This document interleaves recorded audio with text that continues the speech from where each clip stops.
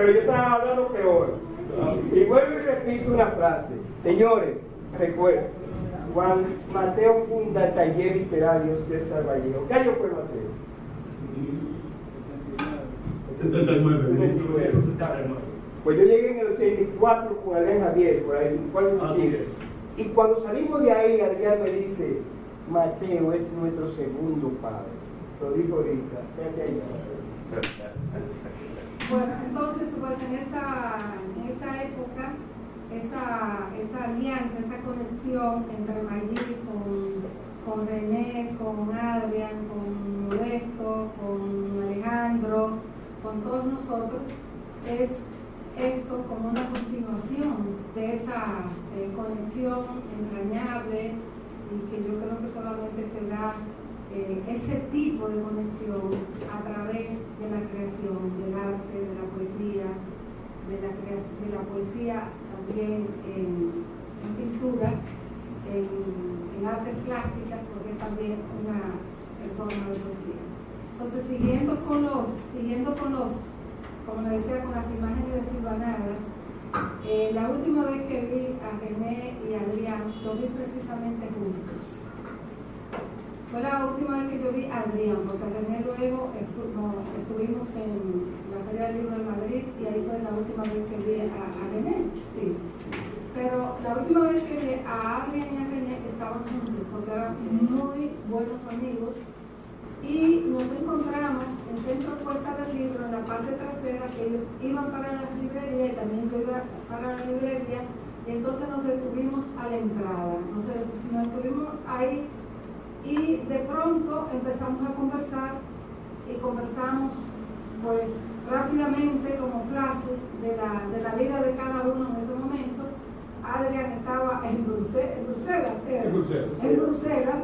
y todo, entonces se puede imaginar, René también en Estados Unidos, bueno, y yo pues que nunca he salido de aquí, pero de pronto como que se confluyeron ahí tres visiones, tres memorias, tres experiencias en una conversación muy rápida, y fue la última vez que vi a Adrián, y recuerdo la sonrisa de Adrián, porque la sonrisa de Adrián era una sonrisa muy franca, muy abierta.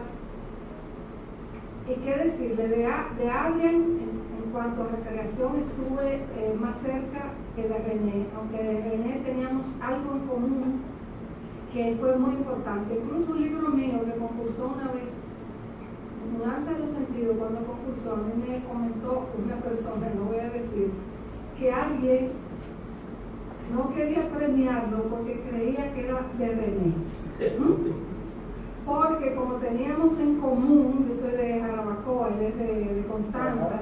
De hecho, en el último libro que leí de René, me encontré con un personaje que se llama Manuelico, y ocurre que hay un personaje también en mi novela, Mudanza de los Sentidos, y en Leona, que es Manuelico. Y yo digo, ¿será el mismo Manuelico? Porque Manuelico es de Buenavista, y iba por Pireo, por esa zona de Constanza, era un comerciante que compraba ajo, no era el mismo. Después que yo leí lo de René, me di cuenta que no era el mismo, pero a los dos teníamos esos personajes entrañables de esa zona de Jarabacoa de Constanza. Yo viví también en Constanza, que es muy similar, que hay muchas experiencias muy similares, y eso se notaba.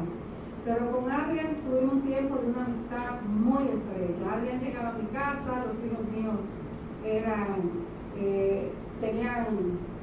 como que llegara un hermano, que llegara un tío. Adrián entraba del lado por el pasillo, yo tenía mis libros preferidos, los tenía en mi cuarto. Adrián entraba a mi cuarto, se llevaba el libro de mi cuarto. O sea, ese nivel de confianza. Recuerdo que una vez me llevó una sopa que hizo su madre, que era enfermera. Adrián me llevó una sopa desde Sancho Sama, ¿qué diría? Adrián me llevó una sopa desde Sancho Sama a mi casa. Usted puede imaginar el nivel de amistad que el nivel de amistad que teníamos, de confraternidad, y íbamos al cine, y salíamos con mis hijos, con quien era mi esposo en ese momento, que era José Rafael Sosa, y teníamos esa amistad tan estrecha que, bueno, después hasta nos peleamos, pero yo recuerdo un hecho inolvidable que lo cuento en tu libro de la poesía de mi tiempo. Una vez fuimos a San Pedro de Macorís, una actividad que organizó, creo que fue Adria que lo organizó, o Judith, llamada Judith. Alejandro sabe quién es y no quiere que la mencione. Bueno, pues a la hicieron. Yo la mencioné ahorita, de Alejandro, y se la presenté a la hija, a la esposa. En San Pedro de Macorís nos presentaron en el ayuntamiento, estaba el síndico, todo el mundo, ¿no? En las reinas de belleza, había habido un concurso de belleza, las reinas de belleza, y después lo transportaron en una camioneta en la parte de arriba, todos nosotros lo transportaron hacia el ingenio Quisqueya, que era donde íbamos a dormir, ¿no? Entonces nosotros íbamos en la cama de la camioneta, en la parte de atrás, recitando poemas, ¿no? Puedo recordar ahora mismo los rostros, el rostro de Adria, el rostro de los demás, y fue una noche tan mágica que nunca la voy a olvidar. Otra ocasión fue cuando fuimos a Jarabacoa. Fuimos Modesto, Adrián y yo. Y en tengo una imagen, por eso había que hablar de cosas sueltas, de un eclipse de luna.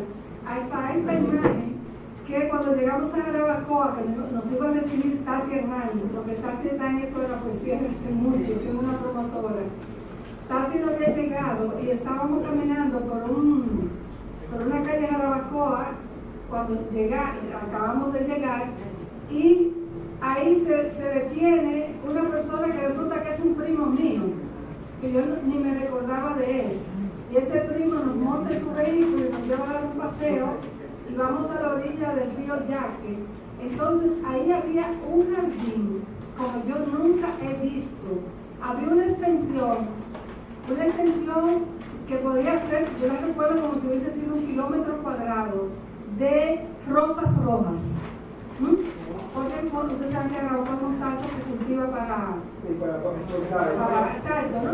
Entonces había ese jardín a la orilla del río Sama, que era como 1 kilómetro cuadrado de rosas rojas así. Y Adrián y Modesto echaron una carrera. Yo no sé qué era lo que se estaban rifando entre los dos, pero echaron una carrera que ganó Modesto, porque nos enteramos, Modesto era de los Minas, del Juan Sánchez Lamón. Ahí nos enteramos que cuando él estaba pequeño en la escuela lo estaban entrenando para competir, entonces tenía una pierna fuertísima. Y yo recuerdo esa carrera de Modesto y de Adria en un sendero entre esa extensión de rosas rojas. Entonces, eso para mencionarle cómo había, y el amor a la poesía. Por ejemplo, yo me recuerdo nosotros recitando La linda pelirroja de Apollinario. O sea, pues íbamos inventando, estaba José Alejandro Peña también, ¿no? Sí. Por ellos conocí yo a muchos poetas. Conocí también algo que yo vivo diciendo que me ha enseñado cómo se forman los escritores y los poetas dominicanos. Yo me amarro la lengua para criticar a un escritor o a un poeta, porque aquí nosotros nos formamos, para decirlo en lenguaje popular, a la cañona. Entonces, había uno que era socio de la biblioteca Lincoln, y ese tomaba un libro prestado, y lo del Sánchez Lamón, o sea, Adrián y Modesto y el otro, leían. Alejandro, yo me recuerdo que me regaló a Séneca, 2 tomos de Séneca, los tengo allí todavía, que está súper deteriorado, pero son recuerdos magníficos. Las dedicatorias, las notas, los poemas a la limón de ese tiempo, ¿no? Las fotografías, hay un par de fotografías donde estamos, por ejemplo, en la casa de José Sirí. Se iba José Sirí para Suiza, que no volvió nunca más de Suiza. porque yo nunca vino de visita. Vino de visita, más nunca volvió, y era eso como el Cristo Rey, creo, ¿no? Entonces, ahí estaba Adrián con la pareja de él de ese momento, que era Eugenia, María Eugenia se llama, creo que era una colombiana. Venezolana, ¿no? Entonces, esa noche hubo un sancocho en casa de José Sirí, ¿no?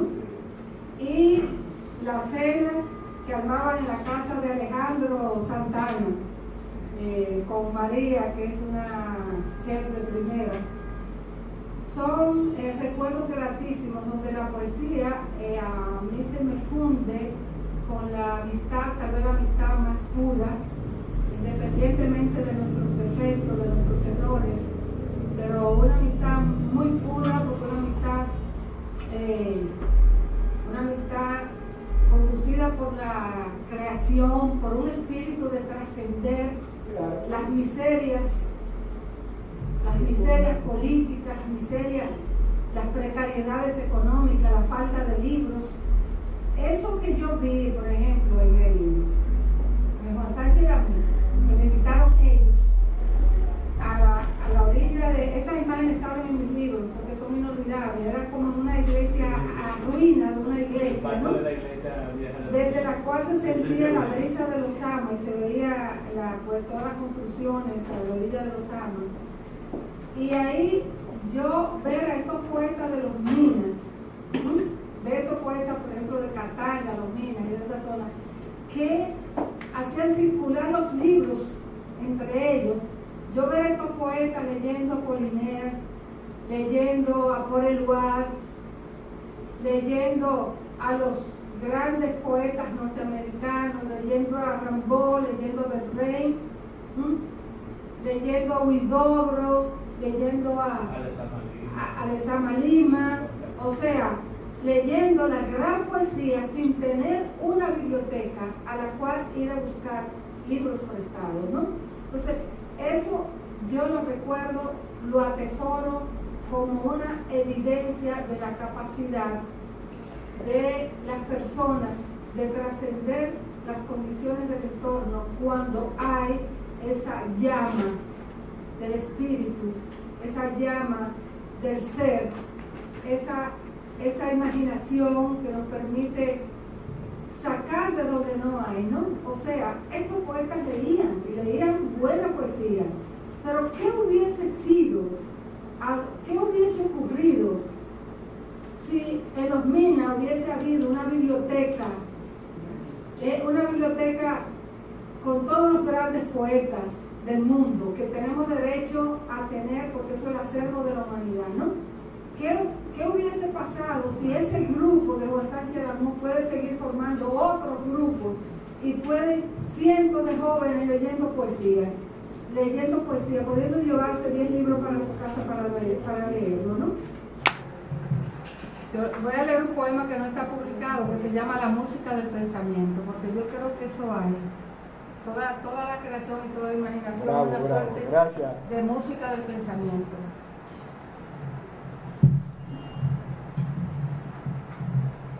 ¿Dónde paró ese hombre, tutelar de rebaños feroces? ¿Qué perfume del verbo desencarnó su sino? El Quijote más lúcido, el maldito más puro, cabalgaba la vida como ciertas ideas enloquecen de luz. El dolor de sus manos revivía el arroyo, con su sable de dudas adelgazaba el arte, a diamante nocturno corroía su lágrima. Un instante de seda o lluviosa aventura cernía sobre sus labios la memoria del mundo. Los senderos de pan se curvaban en voces que sostenían el aire en picos afilados por la muerte inaudita de las verdes bandadas. Proteicas sus uñas fondeaban horizontes, en los dardos del tiempo construían regresos hacia estrellas ocultas en la infancia de todos. Él volcaba en las letras los zigzags de las almas, y encubría en el hábito embriaguez, quemaduras, un violín de vigilias, cifrador de altares.